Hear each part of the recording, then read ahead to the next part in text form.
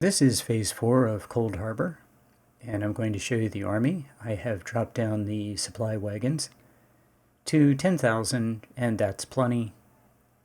That easily gets me through this short phase. I also moved some officers around. My units that have experience, I put in lower ranking officers to get some XP for those officers, and that worked. So here are the units. I'm bringing in a bunch of units that have 26 efficiency, 2 stars, 2 unit perks, and yeah, they just need some XP.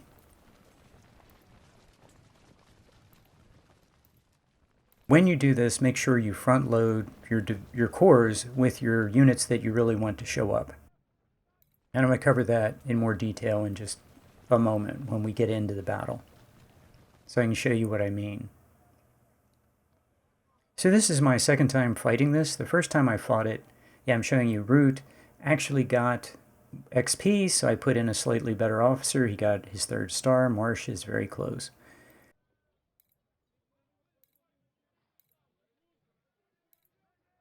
I'm fighting this for the second time because I figured out when doing the video that I could bring more units to the battle if I rearranged my army. So the first time I fought it, I did not fill out second corps. Yeah, it's second corps. Second corps. So second corps only brought 1 division, so I thought I'd get clever, and as you can see, I filled out second corps all the way, and I did bring in more units into second corps. It did work, but I don't think I brought more units to the battle. The game just took away units from third corps, so not a big deal. Anyway, front load all of your corps with the units that you really want to show up, because if you don't, they're not going to show up. So 3rd Corps, I don't think 4th Division shows up, so that sniper unit isn't going to show up. So even the sniper unit in 3rd Division might not show up. So over here I just moved officers around to get some XP. Like this major is going to become a lieutenant colonel, because these units got experience, and by switching around the officers, that officer will get the experience of the unit. It's not very much, though. 3-star units don't really gain that much. So 144,000 are not going to show up, and 66,000 Union troops are not going to show up. I don't think so. Okay, the game doesn't show you. So what I'm showing you here is I put 1st Corps on the right, 2nd on the left, 3rd in reserve. So the left corps only gets 2 divisions, but it only gets 2 divisions if you put 24 units in the corps. So, but you only get 7 units. So if you have like 2 divisions and a little bit more, which is what I had the first time, you will only bring in 4 units, and that's why I'm fighting this battle a second time. But what I didn't really notice is if you do that, your 3rd corps only brings in 3 divisions, and last time I fought it, it brought in 4. So I don't think I actually gained anything by this, but I didn't really notice that until I had loaded up the battle, and I thought I'll just play it. So I thought I was actually getting more units, and then like halfway through the battle, I thought, I don't think I'm getting more units than last time. I think they're just in a different place.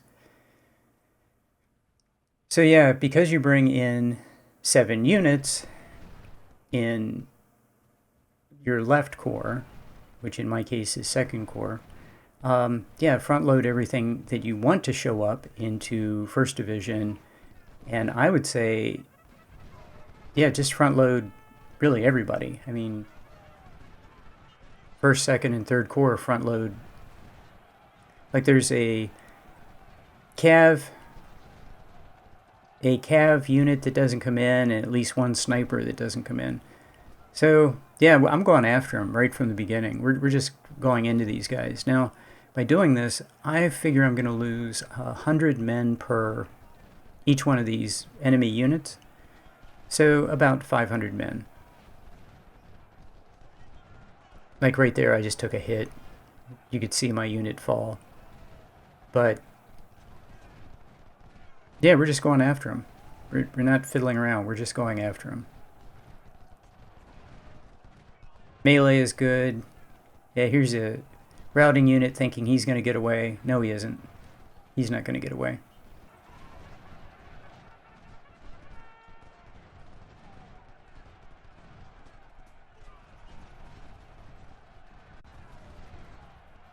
Yeah, that guy on the far left, though, man, he's putting up a fight.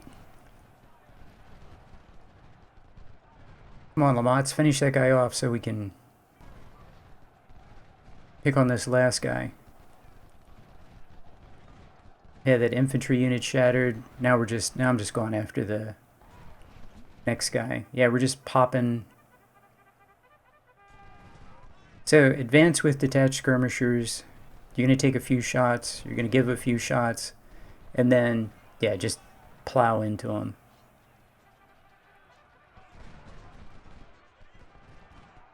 Gotta say, this was a good time. Yeah, that guy on the far left, he finally surrendered.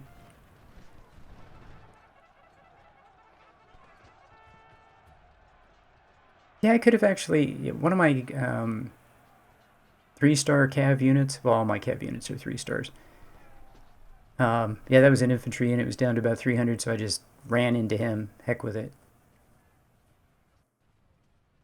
So yeah, that little infantry unit shattered. One of the skirmishers shattered. That skirmisher unfortunately shattered.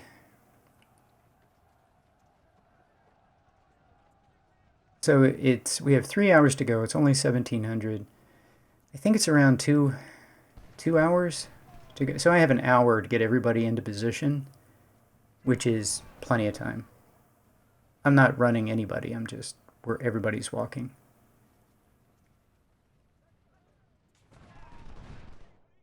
So that wasn't free. There was a price for doing that, but it sure does make it easy to get up. And Major General Spears, he just put a shot onto my cav unit. Probably shouldn't have had a Major General in a cav unit. They tend to take losses.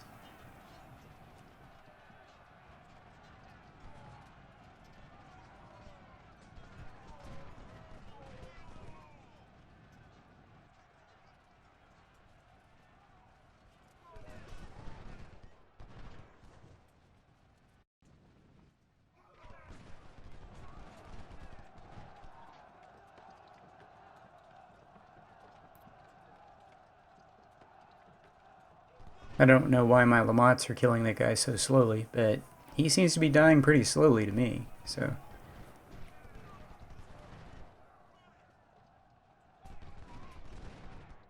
Just want to surround this guy. This should be an easy capture as soon as he takes shots from a whole bunch of different directions.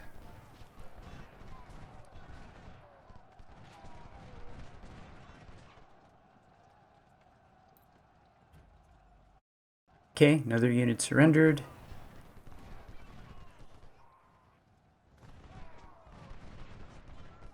I have a 3-star infantry unit. It's going to put a volley into this guy. He's not going to like that.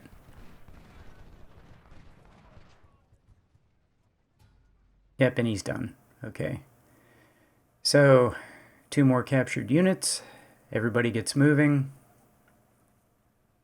Yeah, these guys actually get down there. The problem now is I have too many infantry units. There's not enough space for all these units to be in. I don't really stack them up on top of each other like you can do. Because I don't... It's too much effort. I don't think it's necessary. I mean, this is such a one-sided battle that's about to happen. I don't bother to do it. I'm going to put a bunch of guys on the far right because he's just going to come across the river. And what I was thinking about at this point is maybe I should just fall back and let him just come as far south as he wants to come, even if he makes it all the way to the victory location. That would be great. Let him do it without opposition and then just have my army wrap around him. I have enough units on the right and left that they could just form a circle around him. And I think he would just, if you didn't fire at him, I think he would just keep walking south into the big pocket that you'd create for him. And I wouldn't really care if he made it across the river into the woods, wouldn't really care. the fact is he'd be surrounded, and as soon as he was surrounded and taking fire from all directions, he would just surrender. So if someone wants to try that, that would be cool. So yeah, I'm like, as I'm stacking up units on the right side, and he might come in early, like with 2 hours and 10 minutes to go, which I think he did last time I played this. Well, I've only played this twice. I think he came in, like he might come in early or late. Here he came in a little late, which is fine. I mean, I have everybody in place waiting on him. Everybody's recovered. Well, I didn't run to get into position. My units all walk. And you can see units are still coming up to join the position, but there's nowhere to go. It's like there's no place for these guys. So I have two 20-pound parrots. Yeah, fortunately his officer's dead. That's nice. That's a big plus.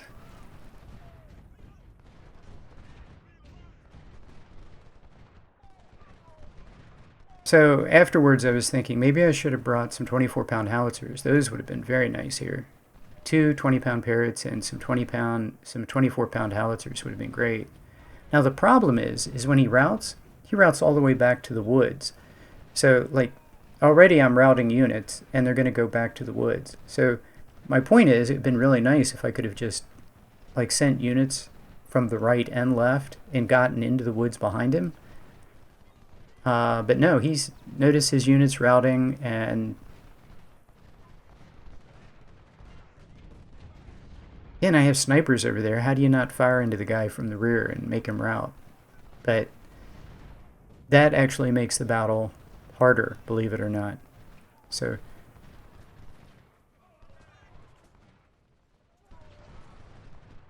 yeah, you can't actually catch him in the water because if your line on the right side on the south moves forward, you'll be out of cover and you'll take horrible losses. So let him just go ahead and cross the river, be in the open, be in, what does he have, 25 cover, and keep your guys in really good cover, and it'll all be great.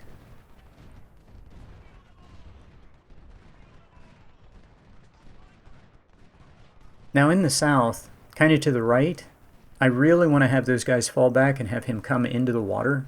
I want to create the illusion of an opening for. Also, I have my artillery there, so that would be nice for them. Exploding shell does really good damage to enemy morale. So, like, I'm really focused on the right, but the whole time I'm thinking I really want to have these guys fall back. The guys that are, like, to the left. Now on the northern part, on the far left, that's kind of a thing that if you fall back too far, you actually can't fire because of the terrain. The terrain will block your shot. So, and in the far north, on the left, I'm actually exchanging shots with a guy who's in the woods, and I decide to get out of there. So we just go ahead and get out. I thought that'd be clever to have a person over there kind of behind him on his flank, but no, that didn't work. See, he had a guy retreat all the way back and screw that up. So, yeah, his skirmishers here are really deadly. They have either scoped Whitworths, and here I'm falling back. I want him just come south, come into the water. That would be splendid. Just come on south, where I can hit you. I'm actually moving units on the right that are doing nothing to the left. If he moves a bunch of guys down there, it might be an opportunity, but isn't. They don't get to really play. And I moved a unit from the left to the right because the left isn't doing anything.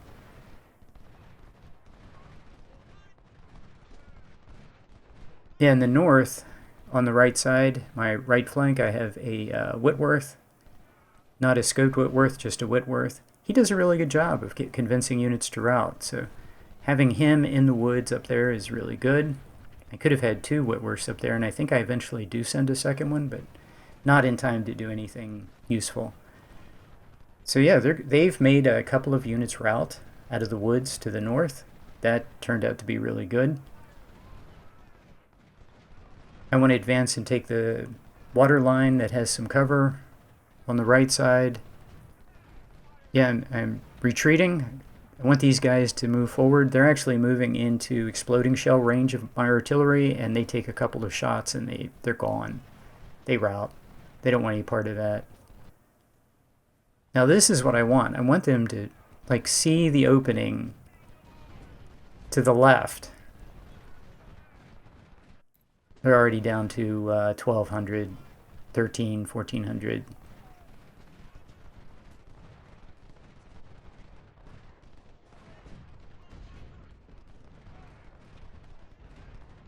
Yeah, that Whitworth's doing a really good job. I should have him scope though for invisibility, because I think he'd be able to just sit there and just fire in that position in those woods. He might be able to just sit there and fire into the enemy and just be invisible. That might be cool.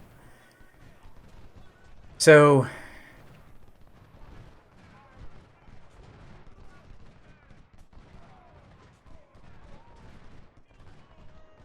yeah, I now actually have two Whitworths in the north. J.F. Brown, who doesn't really get to take too many shots. I think there's a Whitworth scoped. Yeah, there's a Whitworth scoped for long range. He's not really getting. I mean, he's doing okay. They're not getting a lot of shots because it's just not. I mean, the line's just moving forward too much for them to get nice long range shot. So I have moved one sniper to the south. I think I'm blocking him. I really don't want these guys up here in the woods. That's not good.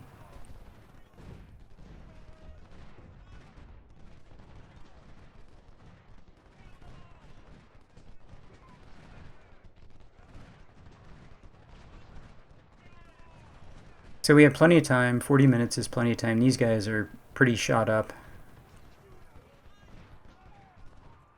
Yeah, my units are not firing at him right at his routing units because they're looking to fire at someone who's not routing. So I have to tell them, no, fire at the routing unit right in front of you.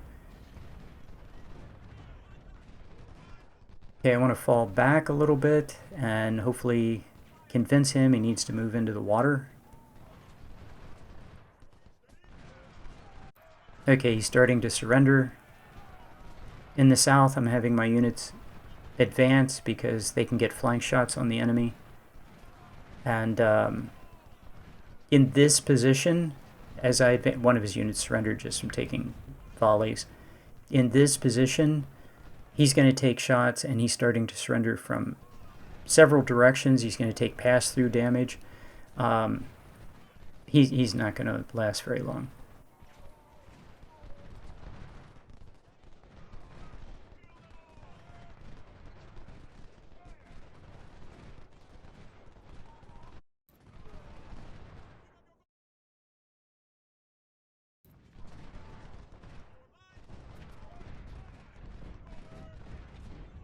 Just make sure everybody's firing. That's the whole deal. Yeah, I'm looking at one. Yeah, I'm looking at all my units. They're firing in the video.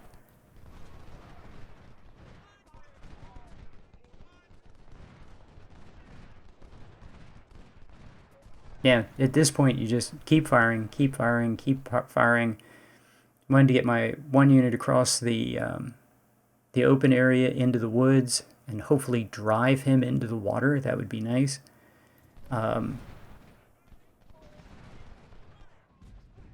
That's good. Drive him out of the woods, into the water. Get as many units up as possible, throwing volleys. And he's not going to survive. He comes into contact because of the way his units are surrendering. They're going to surrender instantly when they come in contact with my units. They've been shot up. That's the whole trick to getting surrenders. Just shoot them up, shoot them up, shoot them up. They'll start surrendering. They're not going to survive. Okay, there goes one. Get him out of there.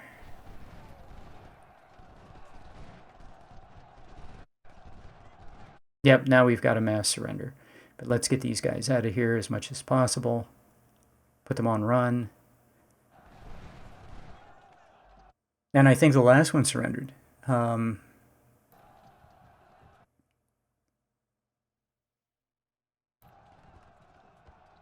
so I'm putting 2 units on hold fire because I don't want them to fire at the supply wagon. I don't know how the supply wagon surrendered. I wonder who touched them. But I'm just having them cross the area to make sure, and now I'm going to set everybody to run. We only have 20 minutes for units to run, but units are running. One ammo wagon went empty, so I brought $30,000 worth of ammo, and that was plenty. But I only had 2 artillery. And yeah, snipers are good here. You really need melee cav. And one of my melee cav didn't show up. And yeah, I'm just looking at the numbers. I think I lost about 5,000 here in this phase. So, okay. Enemy lost 67,000, about 20,000, 19,000 for captured. I lost 71 after medicine, 9.5 to 1. It's only 0.5 from the gold standard of 10 to 1. So, yeah, it was actually a fun battle, and I really enjoyed it. There's some battles you fight and you go, yeah, that's kind of my style, and I was happy to do that. And this battle really was my style of fighting. The fourth phase felt really good. It would have been, I think I would have enjoyed it a little more with like 4 or 5, 6. I had 10 infantry units, didn't even participate. Could have brought 10 24-pound howitzers and had a really good time. These, yeah, my sniper unit got 1,700. My scout got 1,400. Lamont 1 got 1,100. My long sniper got 1,000. Yeah, these Spencer carbines. An hour in game, 948 kills. Just, I mean, they're amazing. They're absolutely amazing. Carbine 1, 833. Probably didn't fight for an entire hour in game. Another scout sniper, which was a short range sniper for hidden. And what I like about them is that they just didn't take many losses. 800 kills. These Whitworths do not do a lot of killing, but they're really good for a couple of things like spotting and affecting enemy morale, I guess. These are the 2 20-pound parrots that only were in the first phase, and then they sat out. Yeah, I had 3 of those. So JF Browns didn't get a lot of shots in the entire battle. Just bad luck. These guys didn't do very much. We get down this far. Which is too bad. I need these guys to get some XP.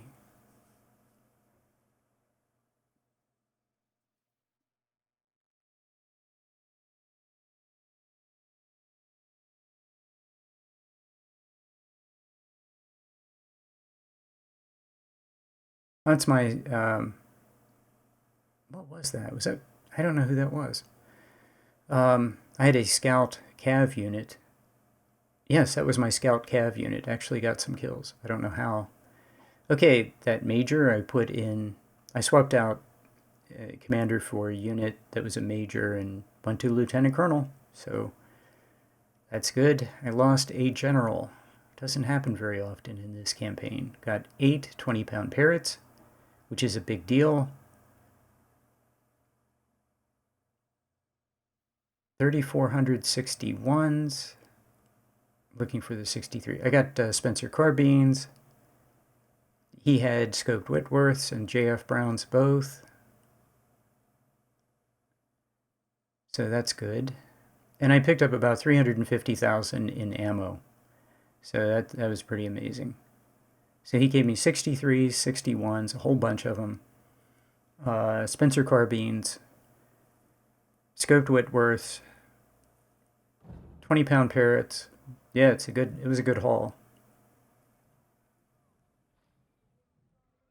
and I pick up 13,400. The 13,400 plus the men with rep and the next two battles is almost 60,000 men. It's an insane number of men.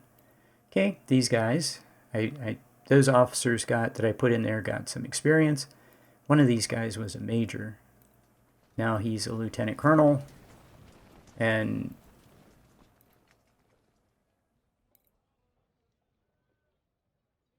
they didn't go up that much because these are 3-star units, and they just don't gain that much rank or command bar for a unit. So, but they gain something. They gain like 40 or 50 on the command bar, which is good, I guess. So, just looking at these, Marsh. Yeah, Marsh had a colonel in there. Now did he have? I thought he had a colonel. He went up quite a bit. He should be close to his 3rd star.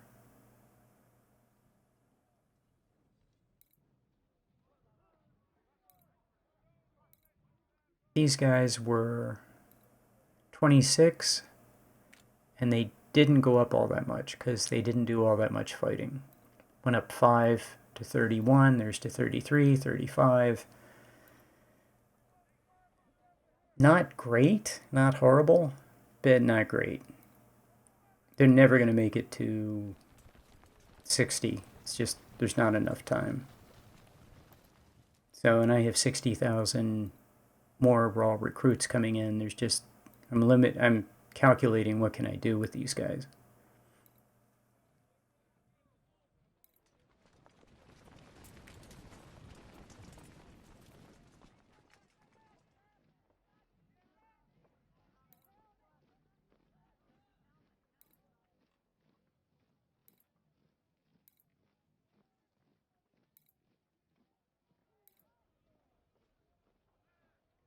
Yeah, I don't think that unit came in.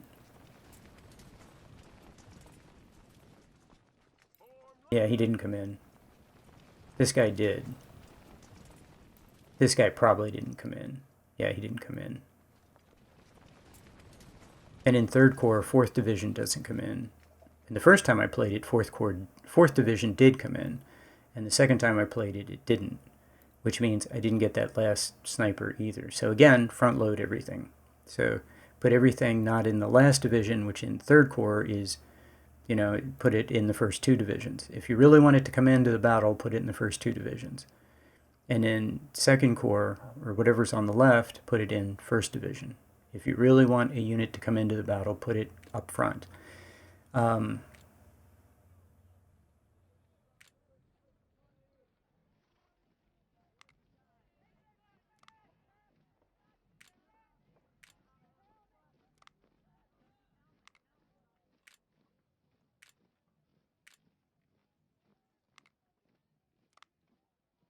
Yeah, I'm kind of looking.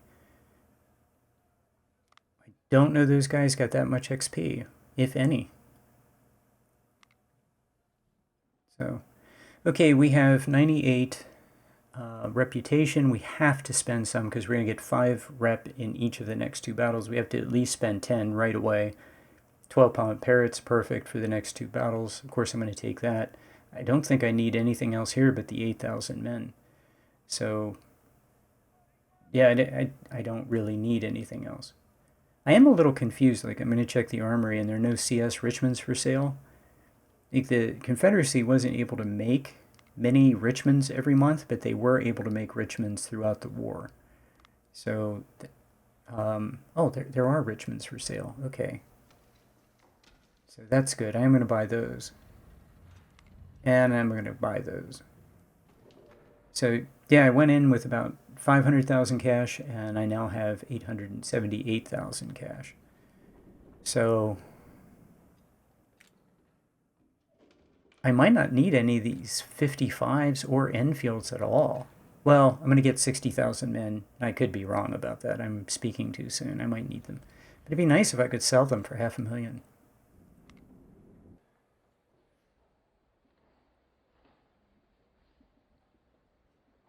Oh, buy all of the farmers. As soon as you get economy to 10, here I'm showing you all the officers. Huge officer pool. Lots of generals, 2-star generals, 3-star generals in the pool, all have to be reorganized after this battle. But there's a lot of them. And I'm going to need 2-star generals for my 3-star units. But anyway, buy farmers. As soon as you get economy to 10, it's the one rifle that has the same buy and sell price. So, and having lots of farmers on hand is handy for moving units around and building and disbanding units. And at the end, you can just sell them, and you get all your money back. So, same thing with 10-pound parrots. If you just want to store cash somewhere, if that's something you want to do, you can buy. Some of the artillery pieces, like 10-pound parrots, have the same buy and sell price, but for rifles, the farmers has the same buy and sell price, and I think there's one other rifle that does. But farmers is just real easy because it's like $6. So you can buy a boatload of them. And it does make it easy just to move units around when you're making units and disbanding units. And then, like I said, right before Washington, you just sell all of them. I think, yeah, I'm like at the bottom edge of the cap. I'm below the cap. So the minimum on Legendary. So I think that's what you're going to face, no matter how.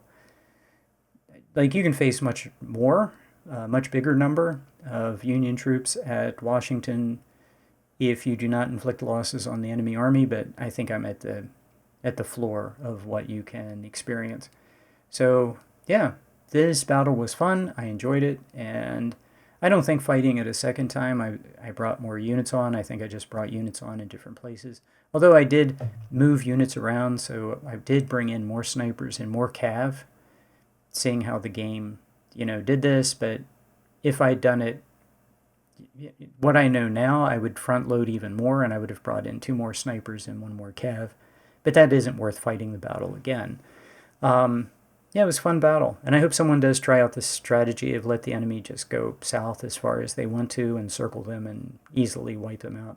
Probably it would be the extremely low-cost way of winning that phase. And yeah, I'll see you in the next battle.